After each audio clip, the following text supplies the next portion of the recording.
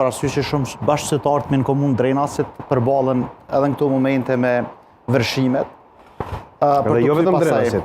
Kryesisht po edhe në regjione tjera. Pas pak të adresa do ta trajtojmë këtë çështje, se dje kemi trajtuar në politiko gjithsesi. Sot pas dite patëm qetësim situatës, patëm lirim të rrugëve kryesore, tash me këto treshuna me gjazët kemi pak probleme, po shpresojmë që do të kaloj. Të kthehemi te tema. Rezultati final për mua ka qenë befasi. Ajo se kush do të renditet i pari i dyti, por për rezultatin që shkoi për mbi 50%, ndërsa tek emrat e deputetëve i kisha shkoqit, sepse tash në vendosja morr shumë dhe aty realisht të tha dhe kolegu shumica e kandidatëve që kanë qenë kandidat për deputet deri te numri 70 lirisht mund të llogarisin që edhe mund të bëhen deputet. Tek lista e PDK-s ka bërë përshtypje rangimi i Arjan Tahirit. Pra i dyti me njerë pas bartësit lisës, pas pra numrit 1 dhe Janina Ymerit tek LDK. Pra këta janë dy emrat cilët kanë marrë shumë vota dhe që duhet një analizë ndoshta pak më e thukë që shka arrit me bo ky shpërthim kaq i madh. Te Arjan Tahirin është edhe për faktin që shumica e votuesve të PDK-s e patën një farë lloj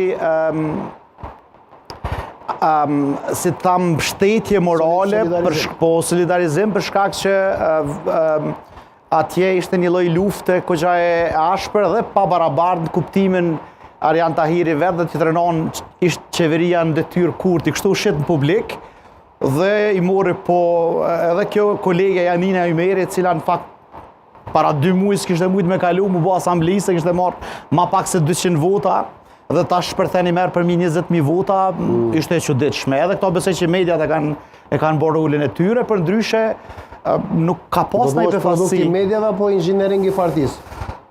Jo i mediave, sepse nuk besoj që LDK-ja në një ose 2 emisione në kompo ma shumë. Dhe partia dhe me i shtyj njerëzit.